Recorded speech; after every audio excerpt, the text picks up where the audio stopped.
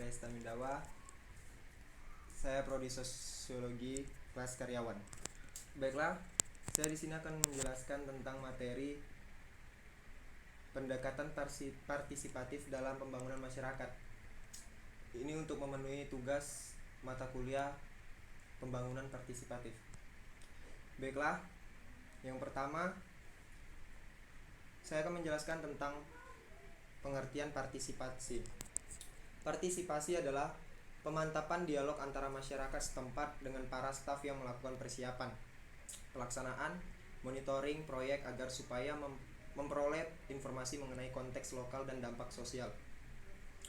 Selanjutnya, partisipasi adalah keterlibatan sukarela oleh masyarakat dalam perubahan yang ditentukannya sendiri. Selanjutnya, partisipasi adalah keterlibatan masyarakat dalam pembangunan diri, kehidupan, dan lingkungan mereka.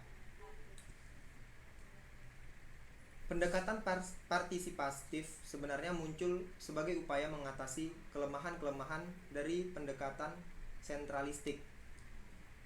Korten dan Syahrir mengidentifikasi kelemahan dan pembangunan sentralistik.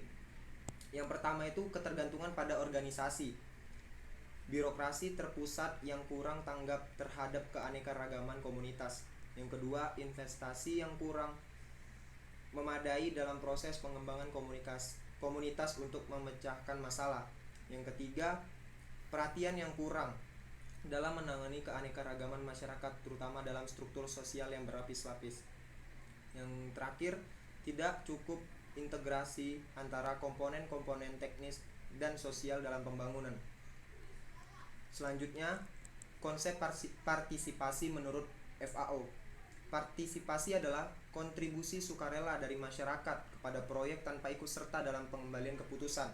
Selanjutnya, partisipasi adalah pemekaan atau membuat peka pihak masyarakat untuk meningkatkan kemauan menerima dan kemauan untuk menanggapi proyek-proyek pembangunan. Yang ketiga, partisipasi adalah suatu proses yang aktif yang mengandung arti bahwa orang-orang atau kelompok yang terkait mengambil inisiatif dan menggunakan kebebasannya untuk melakukan hal itu. Selanjutnya, pembangunan masyarakat yang komprehensif pada hakikatnya membutuhkan suatu perencanaan dan pemahaman yang mendalam mengenai situasi dan kondisi masyarakat yang akan dibangun. Pemahaman ini menjadi pijakan awal di dalam upaya menuju keberhasilan sebuah proses pembangunan. Kondisi di atas sebenarnya masih mencerminkan bahwa sebenarnya bangsa Indonesia masih miskin pengalaman dalam tataran konsep maupun implementasi pendekatan partisipatif. Di sisi lain, bagaimana konsep maupun hakikat partisipasi ini sendiri masih belum tercapai kata kesepakatan di antara para perencanaan pembangunan.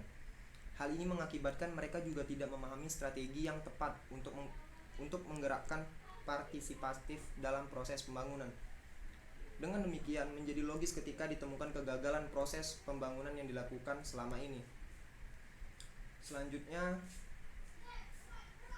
pengertian pemberdayaan masyarakat atau pembangunan masyarakat adalah proses pembangunan di mana masyarakat berinisiatif untuk memulai proses kegiatan sosial untuk memperbaiki situasi dan kondisi diri sendiri.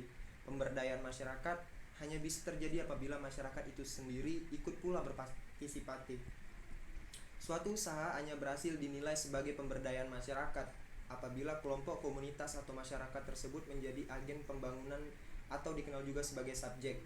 Di sini subjek merupakan motor penggerak dan bukan penerimaan manfaat.